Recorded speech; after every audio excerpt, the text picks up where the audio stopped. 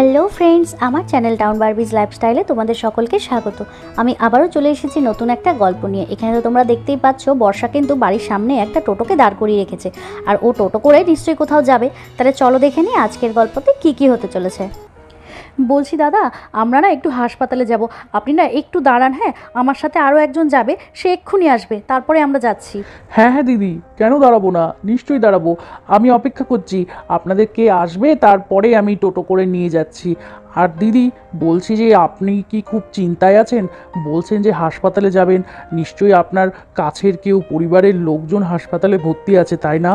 হ্যাঁ দাদা, ঠিকই বলেছেন। বিপদে না পড়লে কি আর কেউ হাসপাতালের দিকে দৌড়ায় বলুন তো? আসলে আমার ছোটদা ভাই হাসপাতালে ভর্তি আছে, সেজন্য তাকে দেখতেই যাব। বড় বৌদিকে তাড়াতাড়ি করতে বললাম, এখনও আসছে না। আমি একবার ডাকি। বড় বৌদি, ও বড় বৌদি, তোমার হলো? তাড়াতাড়ি এসো, টোটো দাঁড়িয়ে আছে কিন্তু, আমাদের যেতে হবে তো। বর্ষা নেহাকে ডাকতেই নেহাও বাইরে বেরিয়ে আসে। এই তো বর্ষা, আমি চলে এসেছি। একটু দেরি হয়ে গেল তাই না? আসলে না, আমি তোমার দাদাকে আবার ফোন করছিলাম গো। ভাবলাম যে এত তাড়াহুড়ো করে আমাদেরকে কেন যেতে বললো বলো তো হাসপাতালে। আমার ভীষণ চিন্তা হচ্ছিল জানো, ওই জন্য ভাবলাম একবার ফোন করে জেনে নিই, কিন্তু ফোনটা তো ধরলো না। আচ্ছা বর্ষা, তোমাকে কিছু বলেনি তো? বলো না তুমি যদি কিছু জেনে থাকো। না না বড় বৌদি, তারপরে আমার সাথে আর কোথায় কথা হলো? দাদাভাই তো শুধু একবারই ফোন করে আমাকে বলল বৌদিকে নিয়ে তাড়াতাড়ি হাসপাতালে চলে আয়, কিন্তু আমি তো জিজ্ঞেস করতে গেলাম দাদাকে, দাদা কোনো কিছুরই আর রিপ্লাই দিল না, বললো এখানে আয় সব কিছু জানতে পারবি। তেমন কিছু হয়নি, ব্যাস এটুকুই বললো। আর বড় বৌদি, এক কাজ করি, আর দেরি করে লাভ নেই, আমরা বরং যাই, আমরা ওখানে গেলেই তো সব কিছু জানতে পারবো। হ্যাঁ হ্যাঁ বর্ষা, ঠিকই বলেছো, আমাদের আর দেরি করাটা ঠিক হবে না, কারণ দিয়াও ঘরে বাচ্চাকে ঘুম পাড়াচ্ছে, আমি দেখে এলাম। আর ওকে তো আমি কিছু বলিনি, ওকে বললে আমরা আর যেতেই পারতাম না। ওইও নীলকে দেখার জন্য জেদ করতো, কিন্তু ওকে তো হাসপাতালে নিয়ে যাওয়া যাবে না তাই না, বাচ্চা ছোট। তার থেকে বরং ও ঘরে থাকতে থাকতেই আমরা চলো নীলকে দেখে আসি। বর্ষা আর নেহা তারপরে হাসপাতালে যাওয়ার জন্য টোটোতে উঠতেই গেল, আর তখনই ঘরের ভেতর থেকে দিয়া বাইরে বেরিয়ে আসে। এ কি দিদিভাই, বর্ষা, এই তোমরা কোথায় যাচ্ছ গো? আমাকে তো কিছু বললে না, দাঁড়াও। এ বাবা, দেখেছো বড় বৌদি, যেটার ভয় পাচ্ছিলাম ঠিক সেটাই হলো। ছোট বৌদি ঠিক বুঝতে পেরে গেছে, আমাদেরকে যেতেও দেখে নেবে। এবার কি হবে শোনো, একদম কিন্তু সত্যি কথা বলা যাবে না যে বড়দা আমাদেরকে হাসপাতালে যেতে বলেছে, তাহলে কিন্তু বৌদিও টেনশন করবে আর যেতে চাইবে, আর বৌদিকে তো এখন নিয়ে যাওয়া যাবে না হাসপাতালে, তাই না? তুমি এক কাজ করো, মিথ্যে কথা বলে দিতে হবে কোনো একটা। এ কি দিয়া, তুই আবার বাইরে বেরিয়ে এলি কেন? তুই তো বাচ্চাটাকে ঘুম পাড়াচ্ছিলি দেখলাম, আমি তো গিয়েছিলাম তোর ঘরে, দেখলাম তুই ওকে ঘুম পাড়াচ্ছিস, তাই আর বিরক্ত করলাম না। শোন, বাচ্চাটা ঘরে একা আছে না, যা যা ভেতরে যা। বাচ্চা ঘুমিয়ে থাকলে ওকে ঘরে একা রাখতে হয় না, পাগলি মেয়ে কোথাকার, যা ভেতরে যা। হ্যাঁ, সে তো পুচকুটা ভেতরে একাই ঘুমোচ্ছে, আমি ওকে ঘুম পাড়াচ্ছিলাম, কিন্তু তোমরা এইভাবে তাড়াহুড়ো করে কোথায় যাচ্ছ? আমাকে তো একবারও কিছু বললে না, আর এখনও কিছু বলছো না। ও দিদিভাই, বলো না গো, তোমরা কোথায় যাচ্ছ? আমাকে কিছু বলছো না কেন তোমরা? আমরা আমরা আসলে, শোন না, তো দাদা ফোন করেছিল, তো বললো একটু হসপিটালে যেতে, তাই আমি আর বর্ষা যাচ্ছি। সন্ধ্যা, টোটোটা না অনেকক্ষণ থেকে দাঁড়িয়ে আছে, আমরা বরং এখন যাই, আর তুই ভেতরে যা। বাচ্চাটা একা একা ঘরে ঘুমোচ্ছে, কখন জেগে যাবে, কান্নাকাটি শুরু করে দেবে, আমরা বরং যাই। কি, তোমরা হসপিটালে যাচ্ছ আর আমাকে একবারও বললেও না?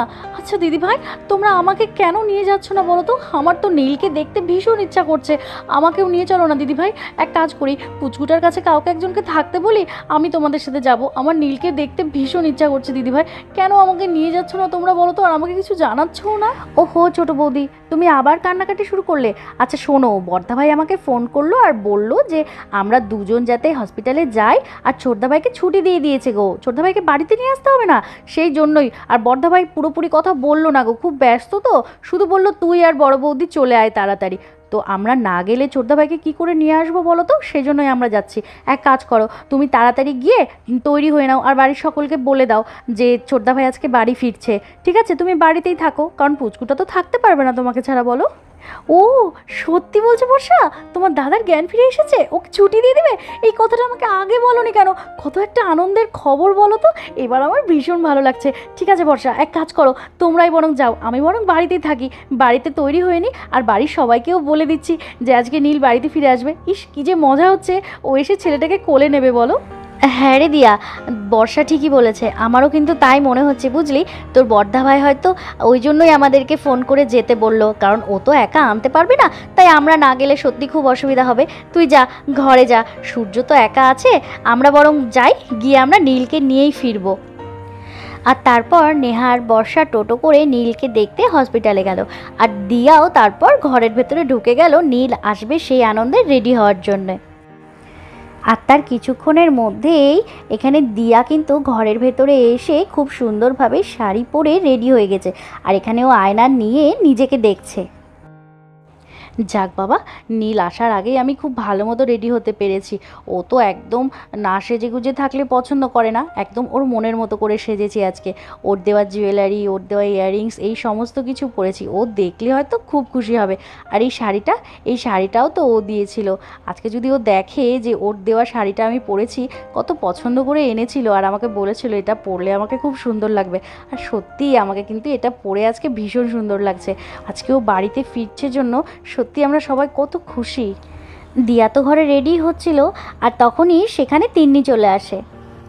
আরে কাকিয়া, তুমি কি সুন্দর করে সেজেছো, তোমাকে কত মিষ্টি লাগছে দেখতে। তুমি কোথায় যাচ্ছ কাকিয়া এত সুন্দর করে সেজে? ওহো, আমাকে দেখতে সুন্দর লাগছে, থ্যাংক ইউ তিন্নি। আমি কোথাও যাচ্ছি না।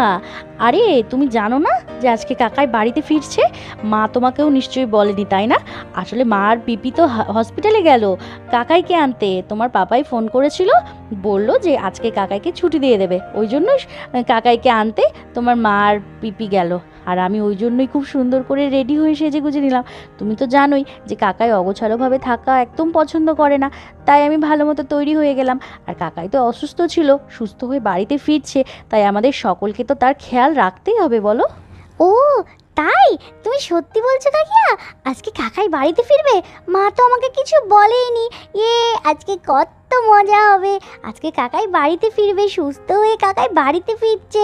আচ্ছা কাকিয়া, তাহলে এক কাজ করি, আমি বাইরে গিয়ে সবাইকে খবরটা বলি যে আজকে কাকাই বাড়িতে ফিরছে, আর আমিও খুব সুন্দরভাবে রেডি হয়ে নিই, ঠিক আছে?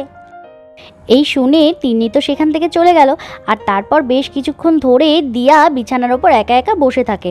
আচ্ছা, ওরা তো এখনও এলো না, সেই কখন তো গেছে ওরা, একবার ফোনও করলো না, আমিও তো ফোন করলাম না।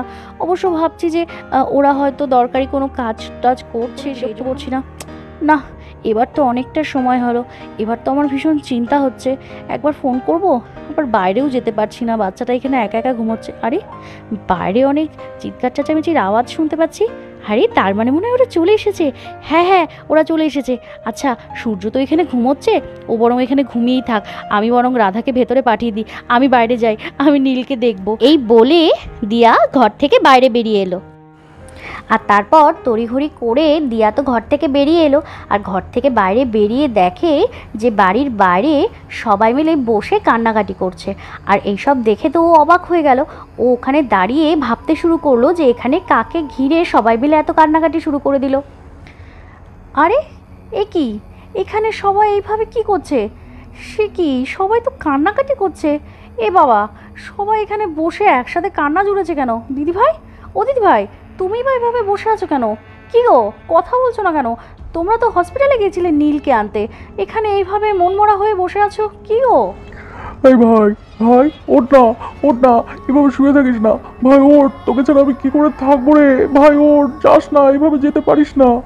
এই ছোটদা ভাই, কি রে, ওঠ না রে, তুই এইভাবে শুয়ে থাকার ছেলে বলতো? আমি কিন্তু এবার খুব রেগে যাচ্ছি, আমাদের সবার কিন্তু খুব কষ্ট হচ্ছে, তুই এইভাবে আমাদেরকে ছেড়ে যেতে পারিস না কিন্তু, কত কথা দিয়েছিলি। এই ছোটদা ভাই, তুই আমার হাতের কফি খাবি না? ওঠ না, ওঠ না ছোটদা ভাই, ওঠ না। ওহো, মহা মুশকিল। ও দাদা ভাই, কি করছো বলো তো? কাকে তুমি ভাই ভাই বলে ধরে কান্নাকাটি করছো? এই বর্ষা, কাকে তুমি দাদা ভাই বলছো? আচ্ছা, তোমরা তো হসপিটালে গেছিলে তোমাদের ছোটদা ভাইকে আনতে, তো তোমাদের ছোটদা ভাই কোথায় গো? ওকে তো কোথাও দেখতে পাচ্ছি না, তোমরা তো বলছো না কিছু, আর কি এখানে বসে বসে কান্নাকাটি জুড়েছো বলো তো? আমি তো কিছু বুঝতে পারছি না। দেখো তো, তোমার ছোটদা ভাই আসবে জন্য আমি কত সুন্দর করে শাড়ি পরে রেডি হয়ে গেছি, আর এখানে তোমরা বসে কাঁদছো, আর তোমার ছোটদা ভাই কোথায় বলো না? এই বাবা, ওঠ না রে, ওঠ না, এইভাবে শুয়ে থাক থাকিস না, এই বুড়ি মাটা আর কত কষ্ট নেবে বলতো। এই বুড়ি বয়সে আমাকে আজকাল এগুলো দেখতে হচ্ছে। এখন কি তোর চলে যাওয়ার বয়স? এখন তো আমার চলে যাওয়ার বয়স রে। এই চোখের সামনে এগুলো দেখতে হচ্ছে, এর থেকে মরে যাওয়া ভালো ছিল রে বাবা। হে ভগবান, তুমি কি করলে আমাদের সাথে এটা বলো তো? আমাদের সব কিছু শেষ হয়ে গেল, এভাবে কেড়ে নিলে কেন তুমি ভগবান? এটা তুমি ঠিক করলে না। ওহো, তোমরা সবাই মিলে এখানে কি শুরু করেছো বলো তো? একজন বলছে ভাই, একজন বলছে দাদা ভাই, এদিকে আবার দিদি ভাই বলছে, আর সব কিছু শেষ হয়ে গেল। ওহো, আমি তো বুঝতে পারছি না তোমরা সবাই মিলে এরকম করছো কেন, আর আমার সাথে কথাই বা কেন বলছো না। না, এবার আর ভালো লাগছে না। এবার আমি গিয়ে আমি দেখবো তোমরা কাকে নিয়ে এত কান্নাকাটি করছো। বাড়িতে সবার এরকম অবস্থা দেখে দিয়া তো আর থাকতে পারলো না, আরও থাকতে না পেরে সবাই মিলে যাকে ধরে কান্নাকাটি করছিল দিয়া তার মুখটা দেখার জন্য তার কাছে এলো।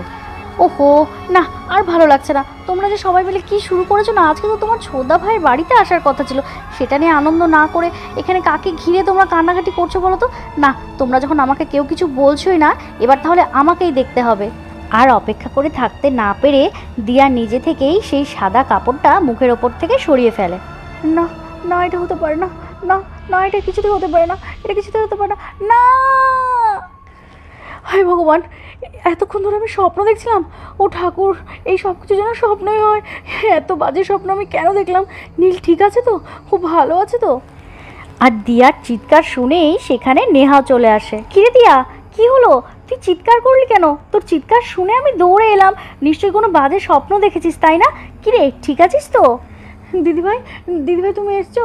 দিদিভাই, আমি না খুব বাজে একটা স্বপ্ন দেখলাম জানো, তোমার ভাইকে নিয়ে। আচ্ছা, দাদাভাইয়ের সাথে কথা হয়েছে? তোমার ভাই কেমন আছে গো? একটু খোঁজ নাও না। খুব খারাপ একটা স্বপ্ন দেখলাম, আমি সেটা মুখেও বলতে পারবো না। তোমার ভাই ভালো আছে তো দিদিভাই?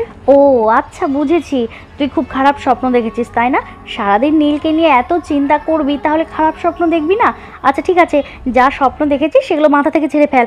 শোন, তো দাদাভাই এক্ষুনি ফোন করেছিল, বলল নীলের জ্ঞান ফিরে গেছে আর আমাদের সবাইকে হসপিটালে যেতে বললো। তাহলে কত ভালো একটা খবর শোনালাম বল। তাহলে স্বপ্ন টপ্ন যা দেখেছিস সেগুলো সব ভুলে যা, তাড়াতাড়ি চল, রেডি হয়ে নে, আমরা এক্ষুনি হসপিটালে যাব। নীলের সাথে দেখা করতে হবে তো, ওর জ্ঞান চলে এসেছে। কি কি বলছো দিদিভাই? সত্যি সত্যি তোমার ভাইয়ের জ্ঞান ফিরে এসেছে?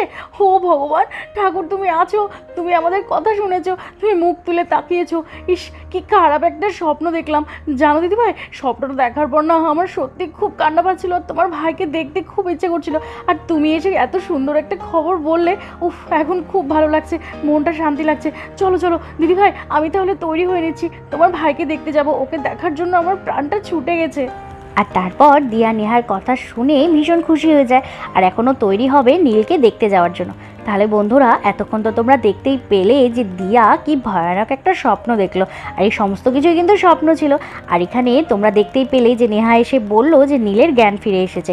তাহলে আগামী পর্বতে কিন্তু তোমরা দেখতে পাবে নীলের জ্ঞান ফেরার পর কি কি হলো। এই সমস্ত কিছু জানতে হলে কিন্তু অবশ্যই আমাদের চ্যানেলটাকে সাবস্ক্রাইব করতে হবে, আর আমাদের গল্পগুলোকে অবশ্যই দেখতে হবে। তাহলে আজকের গল্পটা তোমাদের কেমন লাগলো কমেন্ট করে অবশ্যই জানিও। তাহলে আজকের মতো তোমরা ভালো থেকো, সুস্থ থেকো, সাবধানে থেকো। টাটা।